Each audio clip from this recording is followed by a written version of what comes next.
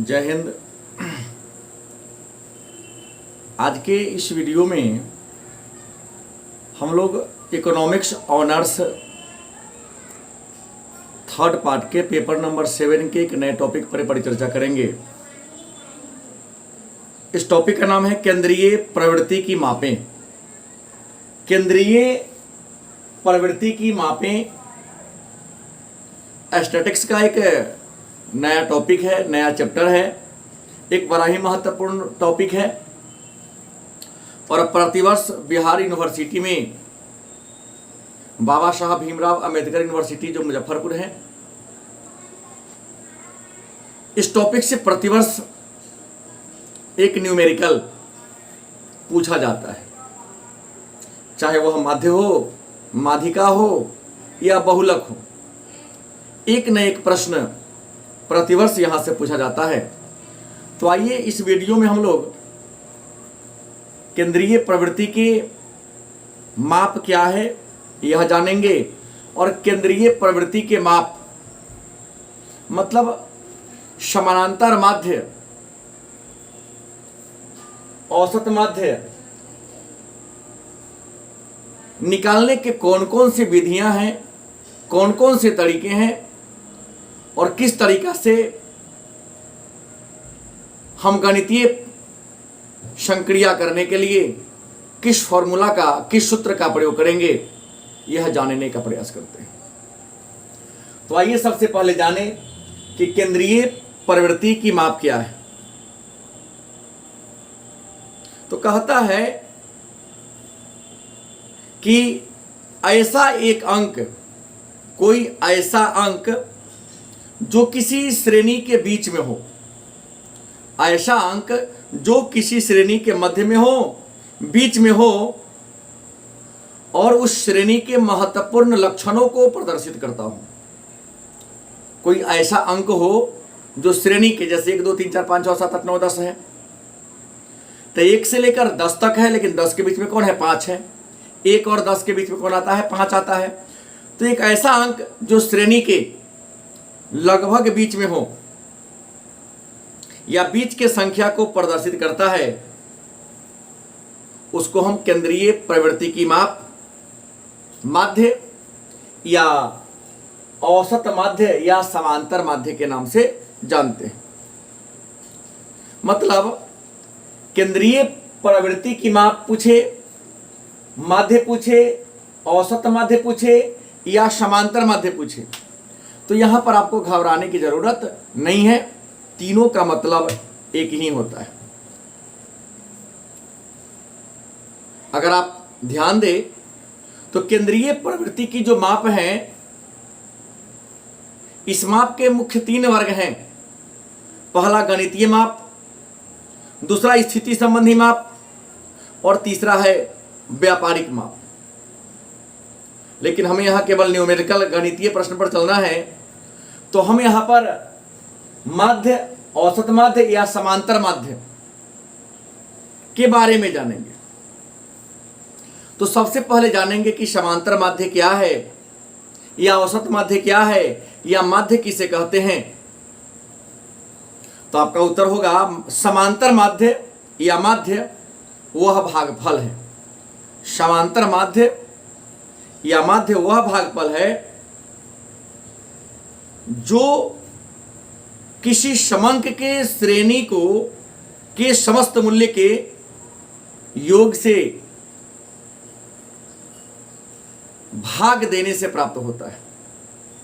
जैसे समांतर माध्य क्या है, तो कहता है कि समांतर माध्य या माध्य वह भागफल है जो किसी समंक के श्रेणी के समस्त पद मूल्य के भागफल से देने पर प्राप्त होता है।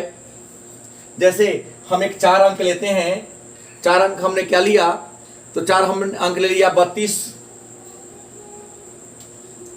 दूसरा लिया हमने 40,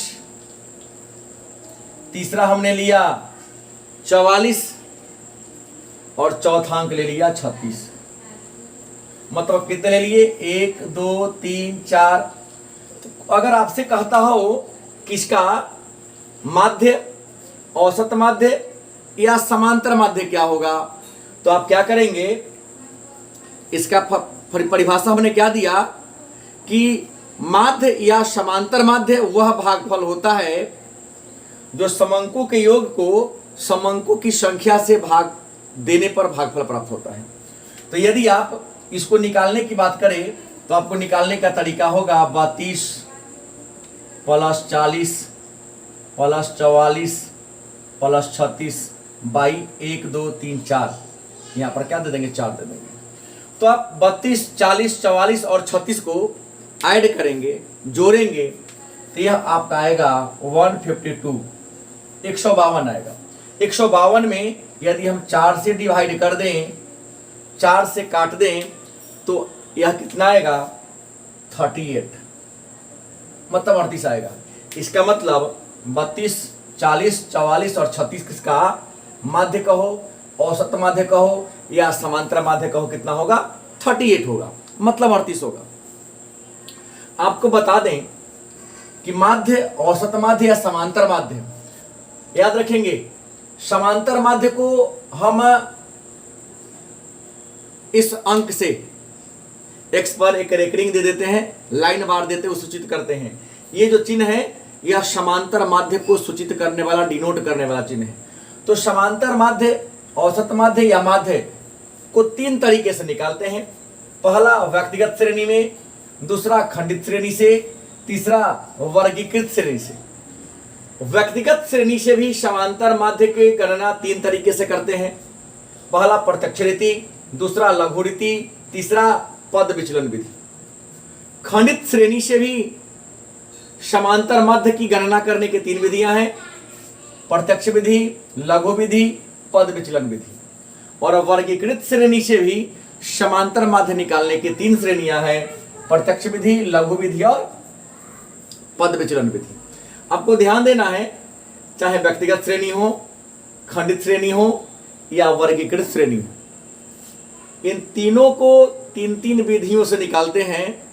और किसी भी प्रश्न को व्यक्तिगत श्रेणी में चाहे प्रत्यक्ष रीति से निकाले, लघु रीति से निकाले या पद विचलन विधि से निकालेंगे, उत्तर समान होगा। खंडित श्रेणी में भी प्रत्यक्ष विधि हो, लघु विधि हो या पद विचलन विधि हो, आंसर समान आएगा। और वर्गीकृत श्रेणी में भी प्रत्यक्ष विधि से, लघु रीति से या पद विचलन विधि से कहे तो वहां भी आंसर क्या होगा, समान होगा। एक विशेष बात और जान ले, सामान्यतः आपसे परीक्षा में लघु रीति या पद विचलन विधि से प्रश्न को सॉल्व करने के लिए कहता है। कोई आंकड़ा देगा तो वहां कह देगा व्यक्तिगत श्रेणी में, चाहे खंडित श्रेणी में, चाहे वर्गीकृत श्रेणी से गणना करे, लेकिन कौन होगा, या तो लघु रीति से कहेगा या पद विचलन विधि से कहेगा। तो आइए सबका फॉर्मूला क्या होता है जान ले। प्रत्यक्ष रीति से फॉर्मूला होता है सिग्मा x बटा n। सिग्मा x का मतलब मूल्यों का योग, जैसे हमने ये मूल्य का योग कर दिया, और मूल्यों की संख्या तो मूल्य की संख्या 4। तो प्रत्यक्ष रीति से निकालने का फॉर्मूला है सिग्मा x बटा n। लघु रीति से निकालने का फॉर्मूला है a प्लस, यहाँ a का मतलब होता है काल्पित माध्य।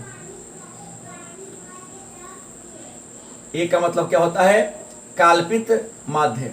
काल्पित माध्य मतलब कल्पना किया गया। जैसे कोई प्रश्न आपको दे देगा, लिख देगा 6 8 10 12 15, ऐसा दे दिया, तो कल्पित माध्य मतलब बीच वाला की कल्पना कर लेते हैं। तो इसमें अगर 5 गो अंक दे दिया तो बीच वाला के 2 इधर छाड़ दो, 2 इधर, तो बीच वाला 10 हो जाएगा। तो यहाँ काल्पित माध्य का मतलब कल्पना किया गया माध्य। तो यहाँ कल्पना में बीच वाला आ गया 10, तो जहां भी सूत्र का प्रयोग करेंगे तो a plus sigma dx by n, तो यहाँ a के जगह पर क्या आ जाएगा, 10 आ जाएगा। और dx तो गणना करने के बाद हम एक प्रश्न बना के देखेंगे, तो वहां पर देखेंगे पुनः। लेकिन आपके मन में होगा कि सर यहाँ 5 है तो अपने बीच वाला ले लिया, लेकिन यदि यहाँ पर एक और अंक बढ़ा दे, 16 कर दे, यहाँ क्या होगा, मतलब विषम में रहेगा तो बीच वाला ले लेंगे। लेकिन यदि सम हो गया 1 2 3 4 5 6 सम में हो गया, तो सम में यहां से और यहां से कर दो, तो यहां जो तीसरा का अंक पर होगा, निचले नहीं लेंगे, आधा के ऊपर से ही जो तीसरा होगा उसी को हम a मान लेते हैं। पुनः पद विचलन विधि का सूत्र है सिग्मा ds बटा n। इंटू आई। आई का मतलब हो गया, अगर आपको प्रश्न देगा 10, 20, 30, यहां से यहां का जो डिफरेंस है, तो 10 से 20 का डिफरेंस 10 है, 20 से 20 का यहां डिफरेंस, इस डिफरेंस आई का मतलब डिफरेंस से लेता है। खंडित श्रेणी में निकालने का फॉर्मूला क्या है, तो सिग्मा एफ एक्स बटा एन। याद रखेंगे छोटी एन अगर रहे तो 1, 2, 3, 4 ये कहता है, ये चारों संख्या को लिखना होता है। और यदि बड़ी एन रहे तो इस जो बारंबारता होगा, बारंबारता का योग बराबर होगा बड़ी एन। आज छोटी एन मतलब बारंबारता की केवल संख्या कितनी बार आई है वो लिखना होगा।